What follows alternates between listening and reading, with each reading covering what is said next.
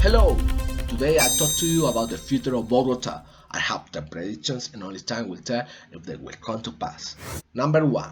By the year 2020, the population of Bogota will have paid for the damages produced by the protests that occurred at the end of November. We are currently dissatisfied with our government. They demonstrate ineptitude and shamelessness at the highest level. The situation in the country has worsened, and instead of having solutions, there is disappointment with how the government wants to continue exploiting the people without caring about anything but its own welfare. Unemployment, insecurity, corruption, and the destruction of the environment are among other problems that have unleashed protests in the country. I was in Santiago a few days ago and I was able to see parts of the city damaged by vandalism. I was afraid that could happen in Bogota, and although Bogota also experienced vandalism, what I hope is that the government will finally listen to the people. I know it was the mistake of the people for having voted badly, but there is no going back.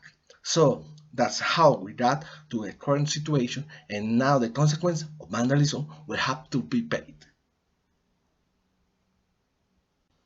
Number 2. By 2025, there will finally be a metro in Bogota. Construction will have lasted for 5 years according to the media. There have been many years in which the metro has been announced in the capital. Number 3. By 2030, the AL Sur will have been built.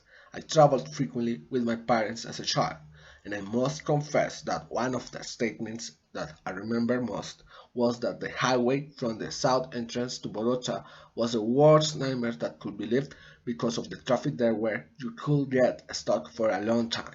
With the completion of AL Sur, I will be able to say that the nightmare has finally ended. Number 4. By 2023, the Driving Court in Bogota that will go from Suba to Ciudad Bolivar will have been completed, which is a plan to improve the city by planting many trees.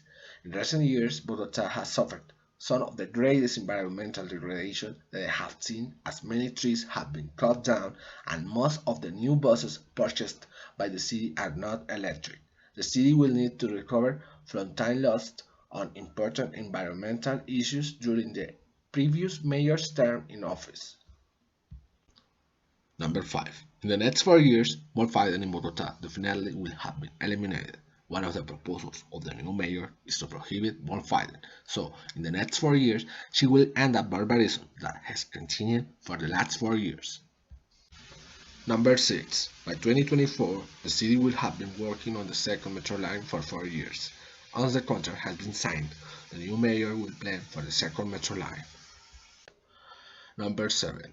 In 2020, the new mayor will have begun strengthening social and environmental policy thanks to her new programs. The new mayor, Claudia Lopez, in her political career, has always fought against corruption and in favor of the environment. Additionally, she belongs to a segment of the population that has been discriminated against in the country, so she is in the best position to fulfill promises to improve social and environmental policies. Number 8.